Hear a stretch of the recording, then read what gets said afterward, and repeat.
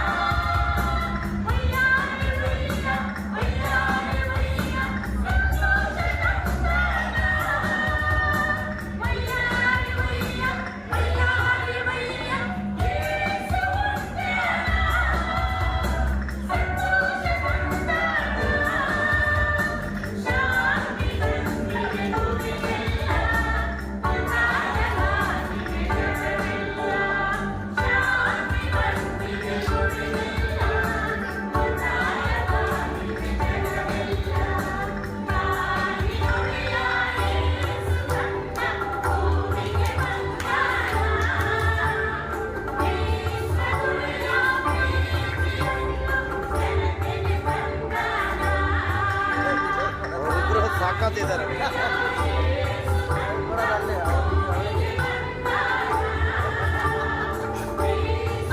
ಇಬ್ಬರು ಸಾಕಾತ್ ಕಳ್ರು.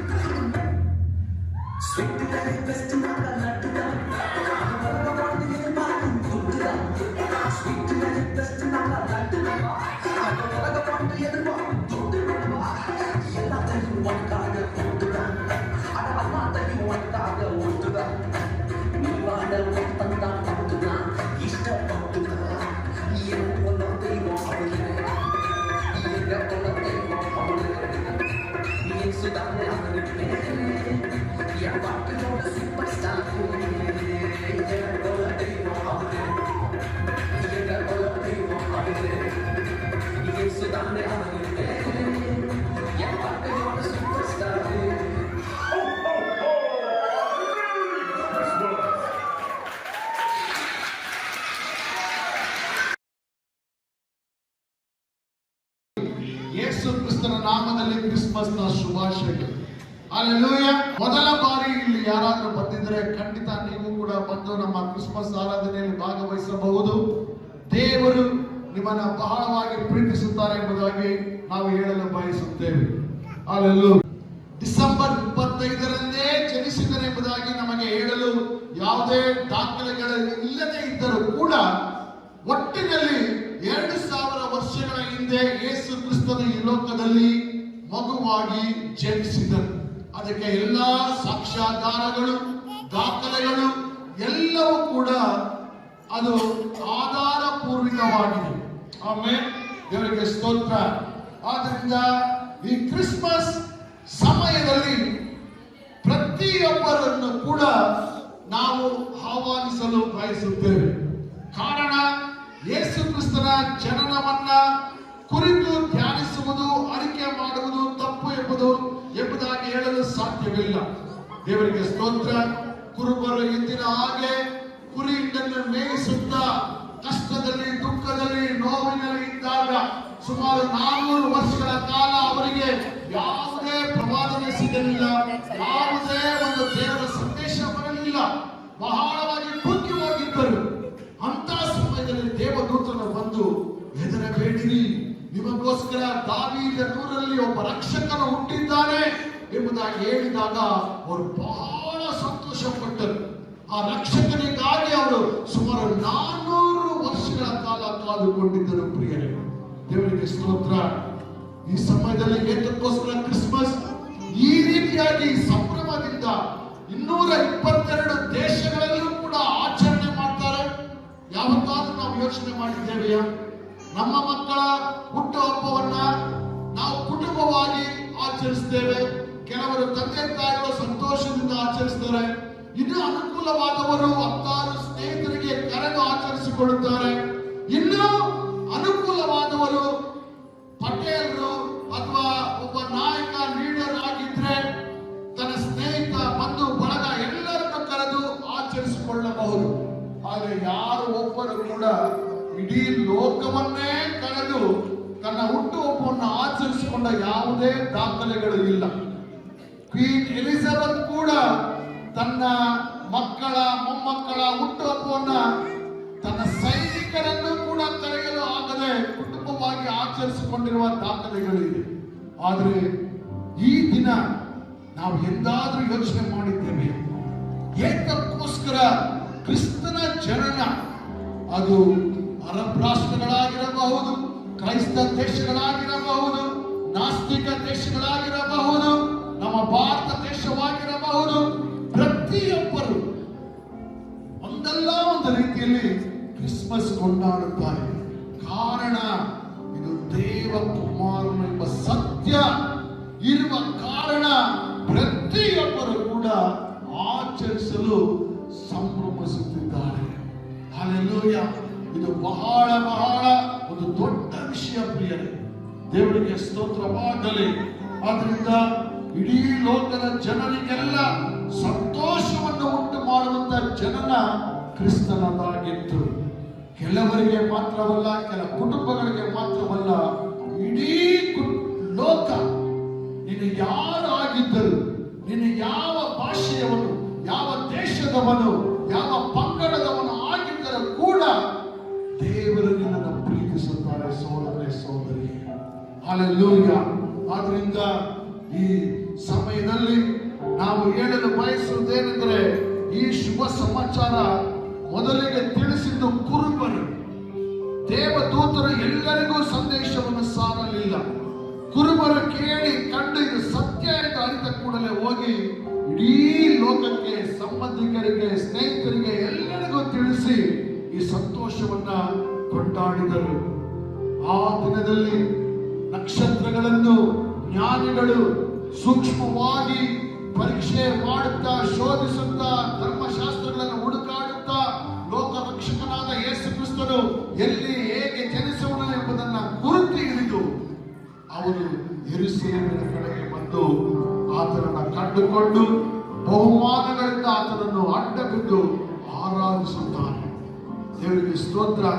ಕಾರಣ, ಆತನು ನಿಜವಾದ ಲೋಕದ ರಕ್ಷಕನಾಗಿದ್ದನು.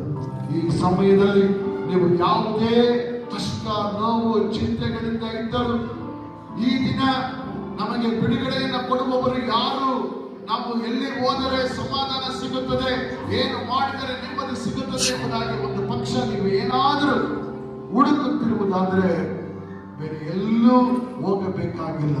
ನಿಮ್ಮ ಕಣ್ಣುಗಳನ್ನು ಮುಚ್ಚಿ, ಯೇಸುವೇ ನನ್ನ ಹೃದಯದಲ್ಲಿ ನೀನು ಜನಿಸಪ್ಪ, ನಾನು ಅನುಭವಿಸುವ ಕಷ್ಟ, ನೋವು, ತೀರಿಸಲಾಗದ ಈ ರೋಗ, ವ್ಯಾಧಿ ಯಾವುದಿದ್ದರೂ ಅದನ್ನು ಅರಿಕೆ ಮಾಡಿದರೆ ಸಾಕು, ಆತನು ನಮ್ಮ ಪ್ರಾರ್ಥನೆಗೆ ಉತ್ತರವನ್ನು ಕೊಡುವ ದೇವರಾಗಿದ್ದಾನೆ.